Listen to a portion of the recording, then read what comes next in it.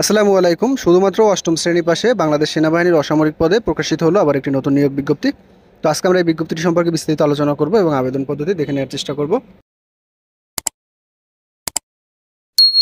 আপনাদের যাদের border guard Bangladesh বিজিবির অসামরিক অফিস সহায়ক পরিচ্ছন্নতা কর্মী, মেসওয়েটার, মালি, বুটমেকার, ইলেকট্রিশিয়ান, আয়া, ওয়ার্ডবয়, যানবাহন চালক, লস্কর, ড্রাফটসম্যান, অফিস সহকারী, কার্পেন্টার, সহকারী OBM driver, communication technician grade 3, communication technician grade 4 এবং বাবুর্চি পদের লিখিত এবং ভাইবা পরীক্ষার চূড়ান্ত সাজেশনের প্রয়োজন হয়। সেক্ষেত্রে আপনারা চাইলে স্ক্রিনে দেওয়া হোয়াটসঅ্যাপ নম্বরে আমার সাথে যোগাযোগ করতে পারেন। প্রত্যেকটা পদের কিন্তু আলাদা সাজেশন থাকবে এবং কী প্রশ্ন হবে এবং প্রশ্নের ধরন সব কিছু কিন্তু সাজেশনের ভিতর দেওয়া থাকবে।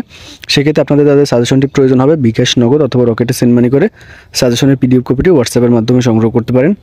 সাভার ক্যান্টনমেন্ট পাবলিক স্কুল ও কলেজ, সাভার সেনানিবাস, ঢাকা। নিয়োগ বিজ্ঞপ্তি।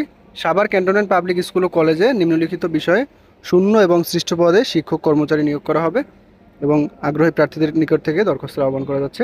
1 নম্বর পদটি হলো প্রভাষক ইংরেজির ক্ষেত্রে। পদসংখ্যা থাকবে 1টি, বেতন থাকবে নবম গ্রেড। শিক্ষাগত যোগ্যতা সংশ্লিষ্ট বিষয়ে স্নাতক সহ স্নাতকোত্তর ডিগ্রিধারী হতে হবে। 2 নম্বরে ড্রাইভার, পদসংখ্যা থাকবে 2টি, এটার ক্ষেত্রে 15তম গ্রেডে বেতন দেওয়া হবে। শিক্ষাগত যোগ্যতা থাকতে হবে এসএসসি পাস এবং বৈধ ড্রাইভিং লাইসেন্সধারী হতে হবে। এটার ক্ষেত্রে মূলত একজন নেওয়া হবে ভারী যানবাহনের ক্ষেত্রে এবং একজন নেওয়া হবে হালকা যানবাহনের ক্ষেত্রে। 3 নম্বরে ল্যাব সহকারী আইসিটি, এটার ক্ষেত্রে পদসংখ্যা থাকবে 1টি, 18তম গ্রেডে বেতন দেওয়া হবে এবং শিক্ষাগত যোগ্যতা সরকারি বিধি মোতাবেক নির্ধারণ করা হবে। 4 নম্বরে এমএলএসএস, অর্থাৎ যেটাকে আপনারা সহজে অফিস সহায়ক হিসেবে চিনেন, এটার আরেকটা নাম হলো এমএলএসএস। তো এটার ক্ষেত্রে পদসংখ্যা থাকবে 5টি, বেতন দেওয়া হবে 20তম গ্রেডে। এটার ক্ষেত্রে শুধুমাত্র জেএসসি পাস অর্থাৎ অষ্টম শ্রেণী পাশ হলে কিন্তু আপনারা আবেদন করতে পারবেন।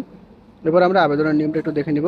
পাসপোর্ট সাইজের 2 কপি ছবি, শিক্ষাগত যোগ্যতার সকল সনদের সত্যায়িত ফটোকপি, মোবাইল নাম্বার উল্লেখ সহ আবেদনপত্র অধ্যক্ষ ও সচিব বরাবর আগামী 30 আগস্ট 2024 তারিখ এই সময়ের মধ্যে পৌঁছাতে হবে এবং অসম্পূর্ণ ত্রুটিপূর্ণ আবেদন কিন্তু বাতিল বলে গণ্য হবে। এরপর হলো 1 নং পদের ক্ষেত্রে কিন্তু শিক্ষা জীবনে কোনো স্তরে 3য় শ্রেণী গ্রহণযোগ্য হবে না এবং পাশাপাশি আপনাদের কিন্তু পরীক্ষার ফি জমা দিতে হবে। 1 নং পদের ক্ষেত্রে 600 টাকা, 2 নং পদের ক্ষেত্রে 200 টাকা এবং অন্যান্য যে পদগুলো আছে 3 এবং 4 নং পদ, এইগুলোর ক্ষেত্রে 100 টাকা আপনাদেরকে পে অর্ডার অথবা ব্যাংক ড্রাফট করতে হবে এবং এটার প্রেরণের ঠিকানাটি হলো অধ্যক্ষ ও সচিব, সাভার ক্যান্টনমেন্ট পাবলিক স্কুল ও কলেজ, সোনালী ব্যাংকের সাভার ক্যান্টনমেন্ট শাখা বরাবর।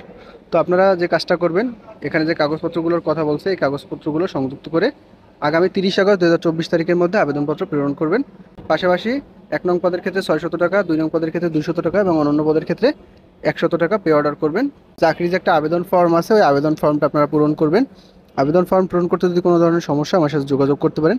তো আবেদন ফর্মটা পূরণ করে আপনার পোস্ট অফিস, কুরিয়ার সার্ভিস বা সরাসরি আবেদনপত্র জমা দিতে পারবেন, কারণ এখানে কিন্তু নির্দিষ্টভাবে বলা নাই যে কোন মাধ্যমে মূলত আবেদনপত্র জমা দিতে হবে। সেক্ষেত্রে আপনারা যেভাবে ইচ্ছা আবেদনপত্র জমা দিতে পারবেন, তবে এটার ক্ষেত্রে কিন্তু অনলাইনে আবেদন গ্রহণযোগ্য হবে না, অনলাইনের কিন্তু আবেদনের কোনো সুযোগ নেই। এরপর হলো প্রার্থীর বয়স। প্রার্থীর বয়স 18 থেকে 35 বছরের মধ্যে থাকতে হবে, কম বেশি হলে কিন্তু আবেদন গ্রহণযোগ্য হবে না। তবে যারা অবসরপ্রাপ্ত সেনা সদস্য তাদের ক্ষেত্রে বয়স বেশি হলেও কিন্তু তারা আবেদন করতে পারবেন। এবং পাশাপাশি আপনাদের যখন লিখিত পরীক্ষা হবে, লিখিত পরীক্ষার সময়সূচি, পরীক্ষার কেন্দ্র সব কিছু কিন্তু এসএমএসের মাধ্যমে জানিয়ে দেবে। অর্থাৎ আপনারা আবেদন করার সময় যে মোবাইল নাম্বারটা দেবেন সেই নাম্বারে এসএমএস করে তারা পরবর্তীতে জানিয়ে দেবে। তো আশা করি আপনারা বুঝতে পারছেন। আবেদন সংক্রান্ত প্রশ্ন থাকলে কমেন্টের মাধ্যমে জানাতে পারেন। ধন্যবাদ সকলকে।